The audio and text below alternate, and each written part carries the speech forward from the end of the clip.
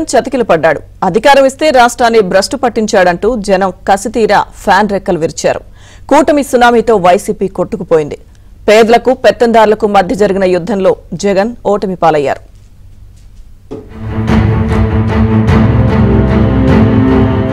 గత ఎన్నికల్లో 151 సీట్లతో గెలుపొందిన జగన్ రెడ్డి అహంకారంతో పాలన కొనసాగించారు.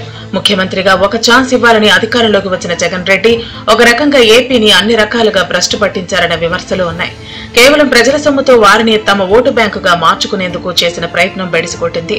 తొలి 5 నెలల్లోనే జగన్ పాలన అంటే ఏంటో అందరికీ అర్థమైంది. కేవలం నగదు పంపిణీ పేరుతో సంక్షేమ పథకాల బూచీని చూపి రెండోసారి అధికారంలోకి రావాలని ప్రయత్నించాడు జగన్ రెడ్డి.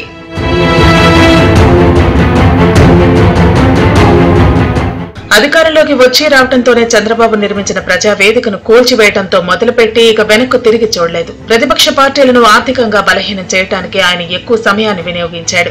ఇక ప్రతిపక్ష నేతలతో పాటు ప్రభుత్వాన్ని ప్రశ్నించిన వారిపై వరుస కేసులు నమోదు చేయడం ప్రారంభించారు.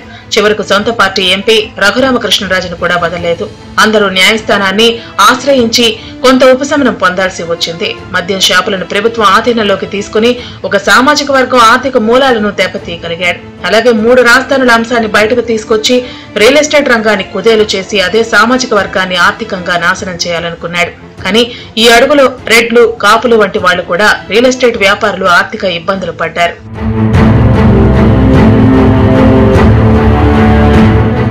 ఇక తన సొంత సామాజిక వర్గాన్ని కూడా జగన్ పట్టించుకోలేదు. అధికారంలోకి వచ్చిన నాటి నుంచి ఎస్సీ, ఎస్టీ, బీసీ, మైనార్టీల నినాదం అందుకుని సొంత సామాజిక వర్గమైన రెడ్లలోనూ అసంతృప్తిని కొని తెచ్చుకున్నాడు. 2019 ఎన్నికల్లో తమ ఆస్తులను అమ్ముకుని జగన్ ను గెలిపించడం కోసం పనిచేసిన వారు సైతం ఈ ప్రభుత్వంలో ఎలాంటి పదవులు, కాంట్రాక్టర్లు రాకపోవడంతో పాటు ఆర్థికంగా నష్టపోయారు. దీంతో ఆ సామాజిక వర్గం కూడా చాలా వరకు అసంతృప్తికి గురైంది. ప్రధానంగా గత ఎన్నికల్లో రాయలసీమలో జగన్ కోసం పనిగట్టుకుని తమ ఆస్తులను పణంగా పెట్టిన రెడ్లు ఈసారి జగన్ కు ఓటేసి మనం సాధించిందేమిటి అన్న ప్రశ్న తమలో తాము వేసుకుని దూరంగా ఉన్నారు. దూరంగా ఉండటంతో పాటు తాము ప్రభావం చూపే ఓటర్లను కూటమి వైపునకు డైవర్ట్ చేశారు. అది కూడా జగన్ కు పెద్ద దెబ్బ తగిలింది. ఇక జగన్ అంటే పిచ్చిగా ఉన్న క్యాడర్ ను ముఖ్యమంత్రి అయిన తర్వాత అస్సలు పట్టించుకోలేదు.